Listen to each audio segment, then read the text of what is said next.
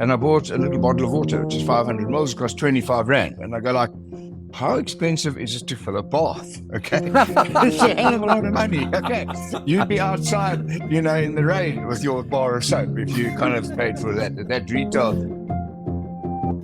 Our sponsor for this week is Xero, Xero. They are an accounting software package designed for self-made businesses, and I'll tell you a little bit about it later on. Mark, good morning. How are you?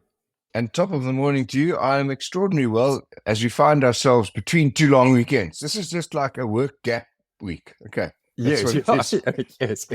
Yeah, it's an irritating interregnum between the holidays. Okay. Yeah. Exactly. Yeah. Listen, I wanted to ask you a question. Are you a financial titan? Hell no. I don't even know what that means, but I think you're a bit of a financial titan. You're not a. Oh well, thank you. Yeah. I better arm myself up to the teeth. What is the Oxford definition of a titan? No, I'm not. But why? No. I was just thinking about Marcus Jooste and his. Apparently, it's bad to say he committed suicide. The modern terminology is he died by suicide, which actually I think is right. Anyway. Marcus Jooste died by suicide last week, and it's kind of shocking, horrible. It sort of like rocks you on your heels, even though you sort of know it's always a possibility and it does happen. Anyway, he was described as a financial titan, and in a lot of the press over the weekend, spoke about him in quite glowing terms. And I sort of wondered about the human interpretation in suicide, how it's a terrible thing to malign the dead. But it's even worse to malign people who have died by suicide. But, you need to keep a grip. The guy was a crook, So, and he cost a whole bunch of pensioners a lot of money. Yeah. So, you do need to keep that in mind, I guess. It's hard. Yeah, kind of 50,000 shareholders lost extraordinary amounts of money. And do we play the ball or do we play the man? And suicide does rock everyone because you kind of contemplate the mindset you have to find yourself into approach such a thing. What level of desperation, or have you actually run out of all kinds of options? I don't think I've got the courage to do it, but it's not courage. It's some other mixture that only those who've been there know, and we'll never find out. And it's horrible. And that's that. What I see though is, how did this exist in a sophisticated financial market? How does, because we have any number of evils emerging in ecosystems, only ones that permit them to grow and to feed. And so there were mechanisms and markets and audited accounts and stock exchange compliances and people, and all sorts of people came together and to connive purposefully and knowingly to create money at the expense of others where there was no value. And that is the mortal sin we need to address, if that's not the wrong term for something to do with money. Yeah. I really think the real root problem arose a very long time ago. When I was quite a junior journalist, a friend of mine sent me a report. Last week. Yes. No, strangely enough, quite a long time ago, that had been written by a financial analyst to say he didn't believe Steinhoff's numbers. It was essentially and Steinhoff objected sort of violently. The finance house, in an act of, supreme cowardice, withdrew the report. And of course, it was all secret because analysts' reports, brokers make money out of these things. They don't like them to go public. And I wrote about it, no one cared. Well, I read your piece, yeah. We didn't realize it, but that was, in fact, a crossroads. And if people had taken a little bit more interest at that point, things could have turned out differently. I also think there's one other thing, and that is, people commit financial crimes because they think they can get away with them, or they think that if they get caught, the sanctions are not going to be too harsh. That's basically, the formula behind committing of most crimes. But in the case of financial crimes, it's incremental. So you do something a little bit wrong, you get away with it. You do something a little bit more wrong, you get away with it, and then eventually you get caught in a trap. You can only go further down into the depths. So quite often people who are not necessarily in different circumstances wouldn't be considered crooks end up in that category. Just because a sequence of events took place. And I think that's a little bit what happened to him. Yeah, this is my guess, but we don't know. that's at the root cause of all developing corruption. Is it starts with a little envelope here or a little bit of information there, and Yeah, it's small easy manana. money. And red light. If it was unearned, if you find yourself in a unearned wealth opportunity, know that it's wrong, and know Yes, that you'll yes, get yes. caught, and know that eventually you'll need more and more of that substance. It's a drug, which Yeah, translates into undeserved virtue and standing in the community and all of these kinds of things. And it has no foundation to it, and it's not enduring. And so you need more and more and more. Eventually, the watch you bought isn't the biggest in the world, and the number of horses you own isn't enough. And it's a relative performance thing, and it's got no foundation. So it destroys you. yeah, It's a disease. Okay. And so yeah. it's to be avoided. But I think it goes like this. I'm going to try and give a 1-minute summary of what happened. So, John and Mary live across the road in Boksburg, and their houses, they bought one house for 400,000 rand. And Mary walks across the road and says, John, I'll give you 1 million rand for your house. And he says, are you mad? No, I'll give you 1 million rand for your house. But here's the condition. You must give me 1.2 million rand for mine. He goes, Right. oh, okay, there we go. And they keep going until both houses have traded at about 3 million rand each. Okay. And then they go, let's put one of them on the market. Okay. And then they put one of them on the market, and then it sells for 300. And then an old school friend of John's, Right. Gary, comes walking down the street, and he goes, what? That house, man, it's worth 400,000 now, And he says, no, man, it's worth 300. And then here's the final trick, particularly when you've got currency and exchange control, is you find an asset that's easier to make than money. Okay, so you have shares, and the Right. value of those shares become currency, and the exchange rate for your currency is better than the rand-euro exchange rate to buy foreign assets. You add all of that together, and you've got enough. Okay, that's my deep financial analysis right there for you. Yeah, but it's true of all corruption, Tim. It's true of all corruption. Yeah. It will Yeah. never satisfy you. Yes. Money in and of itself is a terrible thing. Okay, it Yes. is. It will never give you peace. No, I couldn't help Okay. noticing that in the seizing of Marcus Jooste's assets, there were Yeah. 5 luxury cars, right? That's just for him, Yeah. right? His wife, she's got her own cars, and the girlfriend's got her own cars, and the Polo ponies Yeah. and stuff like that. It just, One can never have too much transport in these uncertain times. Yeah. yes. I One mean, has to have 3, options, Tim. 4, Yeah. 5. No, we're outside of reality.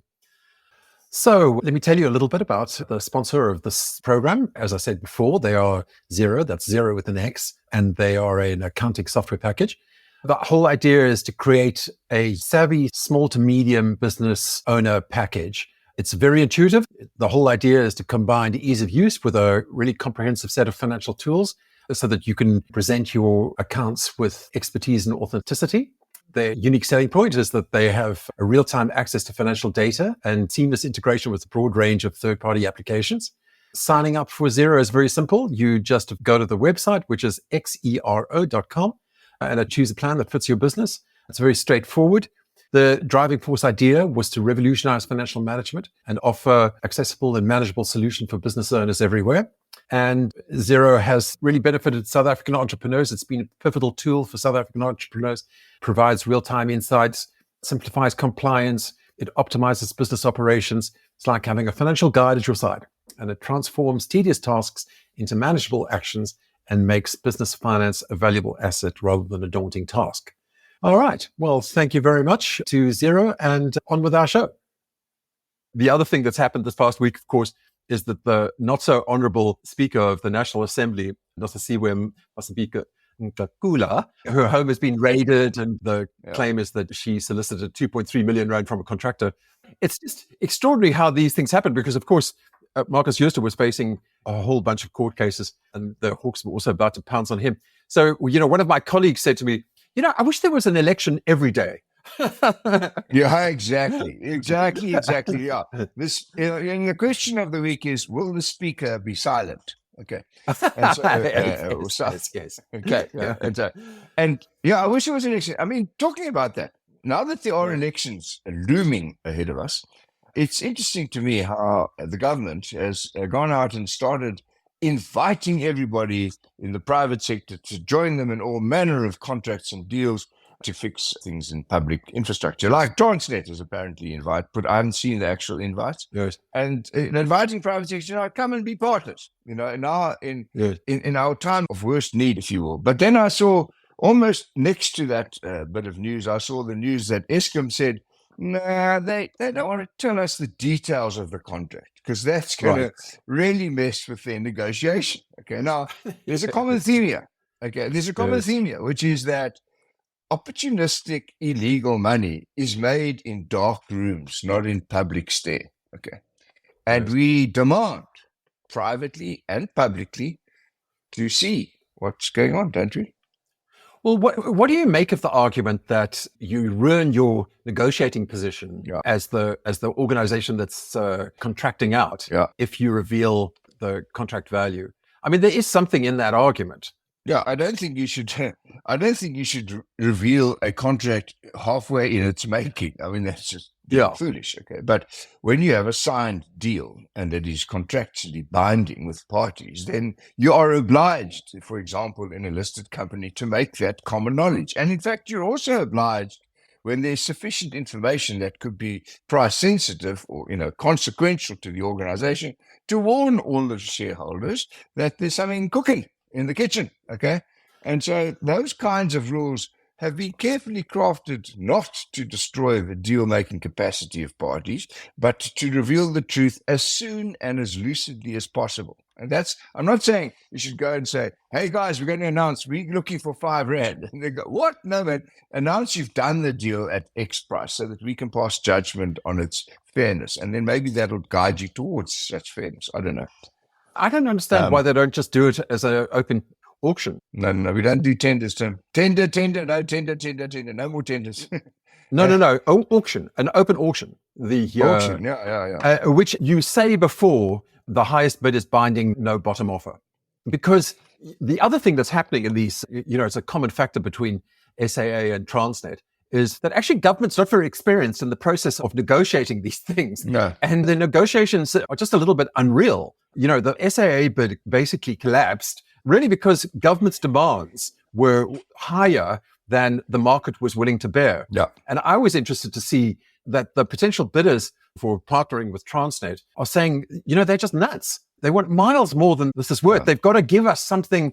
They've got to give us something over and above to, encourage us, to enter into a relationship with an organization which is transparently a little bit wobbly.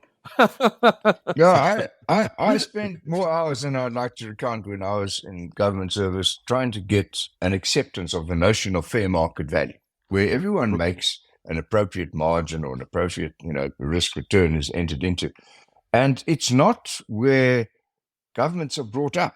Governments are brought up in monopolies where they own the asset and the law and can make the rules. Okay, so there is no continuum, there is no test. So they revalue your property tomorrow and you've got to pay higher taxes. You can start a fight and you can start a war, but it's after the event, looking backwards and so on. I mean, this is common cause.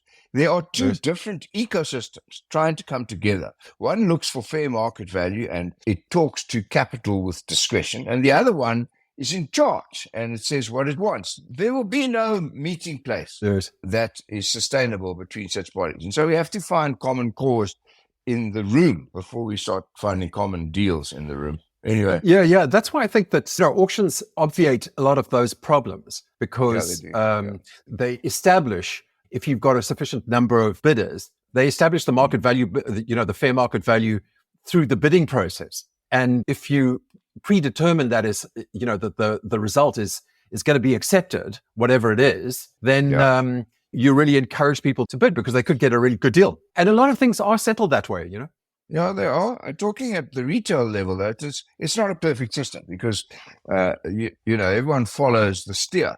And, I remember listing a company by way of price to be determined at the highest bidder, and it was a manifest failure. I won't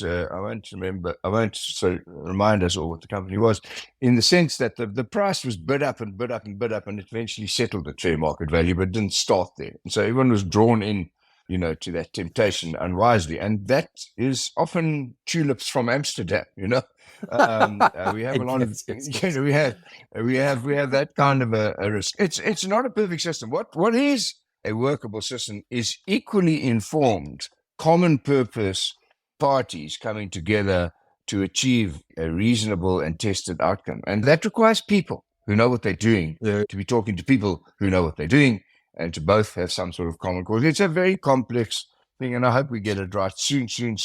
I mean, it starts off, let me say also, I've just come back from being down the coast for my work week gap, back in Johannesburg. And the water here is an extraordinary issue, Now, what I haven't figured out, and that's what also needs to happen in private-public partnerships, is what are the root causes? Why isn't there water in tap X at address Y? And is it because there's no rainfall starting there? Is it because the reticulation is bad? Is it because?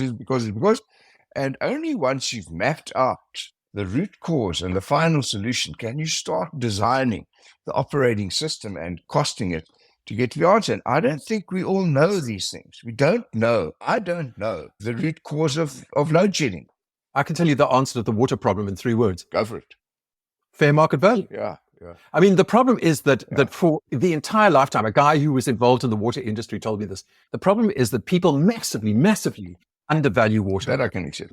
And what people pay for water is a fraction, a tiny fraction of what it's actually worth. But it's one of those things which is just such a human necessity that governments are forced to step in, and people don't pay or don't even think of what they would pay if they didn't have water. And trust me, they would pay a lot. And they do now. And they're starting to discover now. I was trying to work out extrapolate this thing. I was at the airport yesterday and I bought a little bottle of water, which is 500 mils, cost 25 Rand. And I go like, how expensive is it to fill a bath? It's a hell of a lot of money. You'd be outside, in the rain with your bar of soap if you kind of paid for that retail. And of course, supply and demand has driven that pricing structure off the wall. But I agree with you. Now, here's the role of government, in my view. Take a resource like water and make it as affordable as possible. Why? Because it's an input to almost everything and anything that we do, including our survival. And then have a prosperous nation as a consequence of the supply of necessary inputs at a reasonable price, and you, the government, will benefit from the tax that you can extract from the success of their ventures. So I think there's that conundrum as well. It's all too complicated. No wonder we're not in government, Tim. It's far too. You have to be far too clever to sort all of this stuff out. Having said that, the problem is that water is massively undervalued. I don't know whether I would dare, as a politician, ever value it at its fair market value. You know what I mean? You can't. And if you don't do that, you can't do that. So where do you actually price it? You can only do it as part of a composite measure of sustainable input costs for the economy at large and the survival of its people. And you have to then complete the circle. You can't look at water in isolation or electricity in isolation or any of those. But in South Africa at the moment, there are all these sub-industries. I read this morning, nogal, that we now have water tanker mafias. Yes, no. It's quite a big thing. Yeah.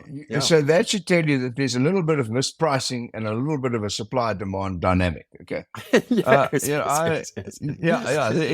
there's a gap, and who should fill it? We should fill it structurally as government. We should fill that gap. Yes, because it's exactly the gap that you've brought up here. But it's not being filled by them, so the crooks take it. I'm sick of them. All right. Well, let's change the topic quickly to international stuff, because I just want to marvel a little bit at India. I mean, so Narendra Modi's popularity is sitting at 75% of the Indian population, and that is just extraordinary. And he's going into an election. I mean, imagine going into an election, and the opinion polls show that you have a 75% popularity rate. Of course, Vladimir Putin is more popular. But 87.4 or something. Yeah, that's right. So, there's competition up there at the top end. But still, it is incredible. If 900 million people are going to vote pretty soon. It's just amazing. Look, I think India is a fascinating case study of a huge population, 1.4 billion people, whatever they are, and sort of straddling all economic classes and so on. But the center seems to be aware, if nothing else. Okay, and if the center is the current government as a proxy, then it seems to me that they are making space for themselves as a player, much bigger than they were before. And so I sit and watch. I mean, I listen to things like Invest India and places like that, and their invitations and their things are intriguing, if not necessary for that size of population. I'm a bit of a fan of what's happening in India, but I'm at quite a distance from the detail. So we're running out of time, so I'm going to give you my number. Okay. And this story was in the Financial Times, no less. That they've been chasing these people, and they broke into their house, and went into their house and their safety deposit boxes, and found 61,000 bitcoins. Okay, right. So I had to sit and pause for a minute and go, like, sorry, how can you find a bitcoin? Okay, this is, is there a big basket of these things? Because Bitcoin is not a physical, it's a digital asset. Anyway, but just to give you the number, it's that find would be worth 78 billion rand at today's money. Now, how do you find Bitcoin? First of all, basically what you do is you find a memory stick, okay, that's got a password and allows you to access the Bitcoin. That's all you find. Okay. I mean, you can buy real little Bitcoins, but they're not coins of their own value. They're coins with an embedded digital code that gives you access to the Bitcoin. Is a fascinating thing. I think it's going to thrive, but I think there are all sorts of beware in investing that what you don't understand flags around it. So that's my number for the week. Yeah. Okay. Oh, well, that's a great number. I'm not going to throw away any of my memory sticks ever again. Don't. Nice one. A little Bitcoin in there too. Yeah. Cool, Mark. Have a good short week in between your holidays. Yeah. You too, man. Cheers.